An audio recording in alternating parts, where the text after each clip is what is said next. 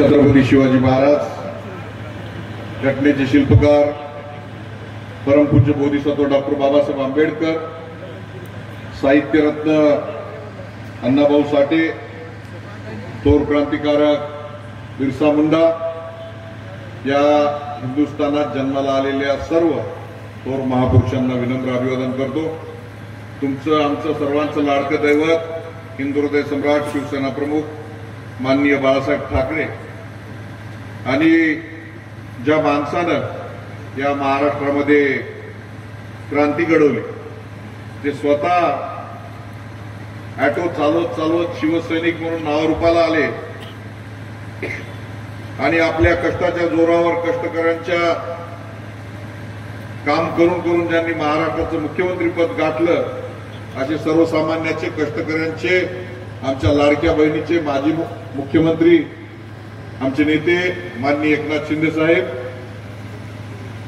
दुसरे ऑटो चालक असलेले आणि आमच्या व्यासपीठावर उपस्थित असलेले, खास संभाजीनगरहून 400 किलोमीटर आलेले, या आमच्या सर्व लाडक्या बहिणीला पगार ज्यांच्या खात्यातून जातो असे आमचे ज्येष्ठ मार्गदर्शक सन्माननीय मंत्री महोदय संजय भाऊ शिरसाट, आपल्या या भागाचे लाडके आमदार 24/7 कधीही सर्वसामान्यांसाठी हजर बाबूराव पाटील कोळीकर, नगराध्यक्षाचे उमेदवार आमचे रामभाऊ, जिल्हा प्रमुख विकू देशमुख, आमचे माजी जिल्हा परिषद सदस्य लांडगे मामा, आमचे दाजी सरसमकर साहेब, खास संभाजीनगरहून आलेले सचिव श्री आमचे पटवर्धन साहेब, विकासराव देवसरकर, व्यासपीठावर उपस्थित असलेले सर्व सन्माननीय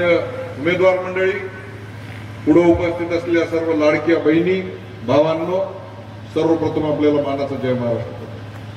संजू भाऊ, या ग्राउंडची एक खासियत आहे, या ग्राउंडवर ज्याची सभा होते तो माणूस विजयी झाल्याशिवाय राहत। कारण माझी लोकसभेची सभा इथंच झाली होती, मी विजयी झालो। बाबूरावजीची कालच्या वेळेस विधानसभेत सभा इथंच झाली, बाबूरावजी विजयी झाले। आणि रामभाऊ, तुमची सभा इथं होत आहे, 100% जनता जनार्दन तुमच्या गळ्यामध्ये हार टाकल्याशिवाय राहणार नाही। रामभाऊ, बाबूरावजींना उल्लेख केला की रामभाऊला 30 वर्ष वनवास झाला। खरे, मी जिल्हा प्रमुख होतो 15 वर्षापूर्वी, जिल्हा परिषदेचं तिकीट त्यावेळेस त्यांना द्यायचं ठरलेलं होतं, स्थानिक राजकारणामध्ये जिल्हा परिषद तिकीट नाकारलं। याच्या पूर्वी एकदा नगराध्यक्षाचं असंच झालं बिचारा, त्यांनी 14 वर्ष वनवास भोगला, तुम्ही 30 वर्ष म्हणजे दुपटीपेक्षा जास्त। यावेळी जनता जनार्दन 100% तुम्हाला न्याय दिल्याशिवाय राहणार। बाबूरावजींना उल्लेख केला, गुटखा, मटका आणि राशनचं धान्य, का गरीबाच्या ताटातलं धान्य खाल्लेलं तुम्हाला सांगतो, माणूस कधी विजयी होऊ शकत। ठीक आहे, पैसे वाटतील, आपल्याकडे बन आहे, म्हशीचा मूत म्हशीला म्हणतात आमच्याकडे, तसं गरीबाचं राशनचं धान्य तेच विकायचं आणि तेच 1000 रुपये तुम्हाला द्यायचे। परंतु संजू भाऊ, आपण स्वाभिमान शिकवलाय लाडक्या बहिणीला, या महाराष्ट्रामध्ये कधी गरीबाच्या घरामध्ये पैसे गेले नव्हते। माननीय एकनाथ शिंदे साहेबांच्या रूपानं आज सर्वसामान्याच्या गोरगरिबाच्या घरामध्ये 1,500 रुपये चाललेले आहेत। आणि ही लाडकी बहिणीची योजना आपल्या सामाजिक न्याय खात्याच्या माध्यमातून चालू आहे। ही योजना आमच्या या लाडक्या बहिणीला एक स्वाभिमान देणारी योजना आहे। म्हणून आज आपण धर्माबादला सभा केली, भोकरला सभा केली, आज इथे मोठ्या प्रमाणामध्ये रात्रीचे 10 वाजायला आलेत आमच्या लाडक्या बहिणी मोठ्या संख्येने आशीर्वाद देण्यासाठी। रामभाऊ तुम्हाला उभ्या आहे। रामभाऊ, तुमची परिस्थिती मला माहित आहे, तुमची परिस्थिती जरी गरिबीची असली तरी तुम्हाला पैसे वाटायची गरज नाही। कारण हे जे माणसं आहेत, हे समोर बसलेले माणसं विकाऊ नाही, स्वाभिमानी माणसं आहेत। आणि स्वाभिमानी माणसाच्या पाठीमागे उभं राहणारी आमची हिमायतनगरची जनता आहे, त्याचा अनुभव मी घेतलेला आहे। लोकसभेमध्ये कधी 1 रुपया या माणसाला दिला नाही. भरभरून 50,000 मताची लीड संजू भाऊ या समोरच्या जनता जनार्दनानं दिली. आणि या जनता जनार्दनाला माहित आहे की कोणाला रक्त लागलं, कुठे दवाखाना लागला, कलेक्टर ऑफिसला काम असेल तर आजचा रामभाऊ अर्ध्या रात्री सगळ्यासाठी धावून जातो. गेल्या 30 वर्षापासून आपण सगळ्यांनी बघितलेलं. परंतु भाजपनं काय केलं, कशा पद्धतीनं पाठीत बाबूरावजीच्या सुरा खुपसला अशोक चव्हाण यांनी. त्यांनी सांगितलं बाबूराव साधा सरळ माणूस आहे. त्यांना बोलत बोलत बोलत झुरवत ठेवलं आणि ऐन टायमाला त्यांच्या पाठीमध्ये सुरा खुपसला. डॉक्टर साहेब तुम्ही खूप चांगले आहात, तुमचा डॉक्टरकीचा धंदा आहे, तुम्ही डॉक्टरकीचा धंदा करा.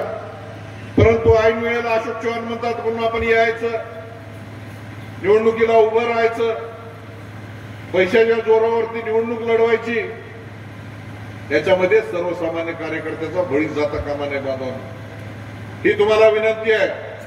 नांदेडमध्ये पण बघितलं आपण, डॉक्टर कापदे साहेब तिथं उभे होते, धनाजीराव उभे होते. ही मंडळी एकतर निवडून आली, त्याच्यानंतर तुम्हाला सांगतो निवडून येऊ शकली नाही. कारण तेथे पाहिजे जातीचे जातीवंत कार्यकर्ता पाहिजे, कोणाचे अर्ध्या रात्री कामाला येणारा कार्यकर्ता पाहिजे. डॉक्टर साहेब तुम्ही गरिबाची रुग्णाची डॉक्टर म्हणून सेवा करा, आम्ही तुमच्या पाठीशी राहू. परंतु समाजकारण करणं हे तुमचं काम नाही. समाजकारण करणं हे रामभाऊचं काम आहे. तेव्हा तुम्ही हे जे चुकीचा निर्णय घेतलेला आहे याचा धडा तुम्हाला सांगतो हिमायतनगर जनता दाखवल्याशिवाय राहणार. आज राष्ट्रवादी असेल, काँग्रेस असेल, त्या गावाचं समीकरण एक वेगळ्या पद्धतीचं समीकरण. त्या गावामध्ये मोठ्या प्रमाणामध्ये रजाकारीचं खाणं होतं आणि मोठ्या प्रमाणामध्ये निजामशहाची हुकूमत त्या काळामध्ये होती. आज व्यापारी बांधव मोठ्या प्रमाणामध्ये आहे. अनेक वेळा त्यावेळेस दंगली झाल्या, सर्वसामान्य माणसांच्या, हिंदू बांधवांच्या मोठ्या प्रमाणामध्ये कत्ली झाल्या. त्याच्यातून हा तालुका उभा राहिला.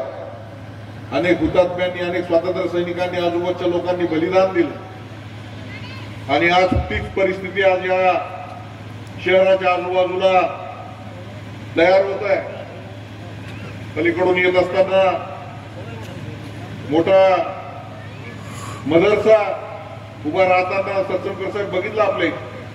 माझा काय कुठल्या मुस्लिम समाजाला विरोध नाही. मुसलमान बांधवांनी सुद्धा प्रवाहामध्ये आलं पाहिजे, त्यांच्या पोरांनी सुद्धा शिकलं पाहिजे. सायन्स शिका, गणित शिका. काय मदरशामध्ये धार्मिक शिक्षण देऊन तुम्ही पोरांना पुढे नेणार आहेत का? पोरांना सुद्धा आधुनिक विज्ञानाची कास जर धरली तर निश्चित प्रगतीपथावर आपण आल्याशिवाय राहणार नाही. परंतु ज्या पद्धतीचं ध्रुवीकरण इथं चाललेलं आहे, ज्या पद्धतीनं मध्यंतरी सीमेची काही लोक इथं सापडलेले आहेत, त्या पद्धतीनं या गावाला वेगळ्या पद्धतीचा धोका, इथं पत्रकार बांधव तुम्हाला सुद्धा माहित आहे, धोका निर्माण झालेला आहे. परमेश्वरराव किंवा जयंतसाहेब आपण आहात, या गावामध्ये तुम्ही कशा पद्धतीनं राहता हे मला माहित आहे. आणि हिंदुत्वाची कास धरून ज्या पद्धतीनं बाळासाहेब ठाकरे यांनी सर्वसामान्य घरातली लेकरं उभी केली आणि त्या माध्यमातून सर्वसामान्य माता बहिणीचं रक्षण करण्याचं काम शिवसैनिकांनी केलेलं आहे. म्हणून आपल्याला विनंती आहे, आपण त्या पळपुट्यांच्या पाठीमागे जाऊ नका. ज्यांनी ज्या वेळेस बाबरी मस्जिद पाडली त्यावेळेस मोठ्या राष्ट्रीय नेत्यानं त्यावेळेस घोषणा केली की इथं आमचे भाजपचे कार्यकर्ते नव्हते. त्यावेळेस हिंदू हृदय सम्राट बाळासाहेब ठाकरे यांनी घोषणा केली की ही जी बाबरानं बांधलेली मस्जिद आहे ती आमच्या शिवसैनिकांनी पाडली आणि त्याचा अभिमान आम्हाला आहे. त्या बाळासाहेबांचा वारसा सांगणारा रामभाऊ आज आपल्या समोर उभा आहे बांधवांनो. म्हणून आपल्याला विनंती आहे की रामच्या पाठीमागे ताकदीनं उभं राहा. माननीय एकनाथ शिंदे साहेब महाराष्ट्राचे उपमुख्यमंत्री आहेत. संजूभाऊ आपण इथं आलेला आणि तुम्ही एखादं गाव दत्तक घेतल्यानंतर काय करता याची जाणीव मला आहे. आपण पददलितासाठी, गोरगरिबाच्या लेकरासाठी डॉक्टर बाबासाहेब आंबेडकर यांनी स्थापन केलेली संस्था, आज मोडकळीस आलेली संस्था 500 कोटी रुपये देऊन आज या मराठवाड्यातील लेकरं तिथं शिकतील, गरिबाच्या मुली शिकतील, आमच्या सर्वसामान्याच्या मुली शिकतील, अशा पद्धतीचे वसतिगृह आपण तिथं उभं करायला लागलेलं आहे. आज आमच्या हिमायतनगर सारख्या ठिकाणी मी अभिमानानं सांगू शकतो, पेनगंगेचं पाणी जे इसापूरचं वाहून जात होतं आदिलाबाद, निजामाबादला, त्या पेनगंगेच्या पात्रामध्ये माननीय एकनाथ शिंदे साहेबांच्या आशीर्वादानं 7 बॅरेजेस बांधले सर, 7 बॅरेजेस. 1 लाख एकर जमीन विदर्भ आणि मराठवाड्यातली पाण्याखाली आणण्याचं काम तुम्हाला सांगतो खासदार असताना आम्ही केलं. आमच्या बाबुरावजीचा पाठपुरावा होता. आदिवासींचं वसतिगृह असेल किंवा हिमायतनगर मधून जाणारा हरदड्याला रस्ता असेल, तो कॉन्क्रीट रोड सुद्धा बाबुरावजी आपल्या कारकिर्दीमध्ये आपण पूर्ण केलेलं. असे अनेक छोटे मोठे विकासाची कामं मोठ्या प्रमाणामध्ये आपल्या कारकिर्दीमध्ये झालेले आहेत. माझी आपल्याला संजूभाऊ एकच विनंती आहे की याचं नाव राम आहे आणि निशाणी धनुष्यबाण आहे. प्रभू रामचंद्राचं आता अयोध्येमध्ये मंदिर झालेलं आहे आणि बाळासाहेब ठाकरेने सांगितलं होतं, त्यांचं स्वप्न होतं आणि सांगितलं, मर्दानं पाळलं. पळकुट्यासारखं पळून गेलेलं नाही. आमचं हिंदुत्व रोकटोक आहे आणि रोकटोक माणूस दिलेला आहे. त्याची निशाणी सुद्धा धनुष्यबाण आहे.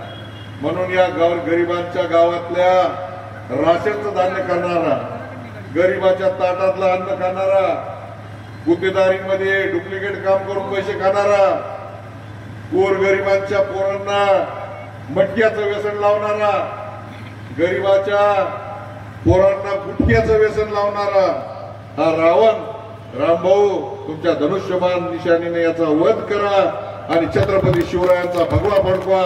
एवढंच आवाहन हिमायतनगरकरांना करतो.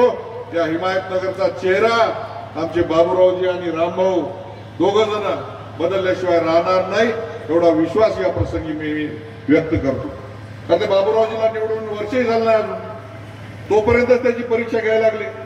काही घराण्यांना तुम्ही 50 वर्ष दिले इथं, हे झालं की ते झालं की हे. त्या बाबुरावला 5 वर्ष 2-4 वर्ष तर ते त्या बाबुरावची तळमळ बघा. प्रामाणिक कार्यकर्ता आहे, गरीब कार्यकर्ता आहे. या वर्षभराच्या कारकिर्दीमध्ये मोठ्या प्रमाणामध्ये प्रस्ताव त्यांनी काही मंजूर करून आणलेले आहेत. सामाजिक न्यायाचे अनेक प्रस्ताव मंजूर करून आणलेले आहेत. तेव्हा बाबुरावजीला संधी द्या. आमदार इथला शिवसेनेचा आहे आणि नगराध्यक्ष दुसऱ्याचा पक्षाचा जर बसवला तर मोठ्या प्रमाणामध्ये विसंवाद निर्माण होतो. तेव्हा आमदार आणि नगराध्यक्ष दोन्ही एका पक्षाचे असले, वरती एकनाथ शिंदे साहेब आहेत, तेव्हा जोरदार आपल्या विकास आपल्या हिमायतनगरचा झाल्याशिवाय राहणार नाही. तेव्हा सर्वांना आपल्याला विनंती करतो की प्रभू रामचंद्राच्या या धनुष्यबाण या निशाणीवर बटन दाबून पुन्हा एकदा शिवसेनेला आशीर्वाद द्यावा, एवढीच विनंती करतो आणि थांबतो. जय हिंद, जय महाराष्ट्र.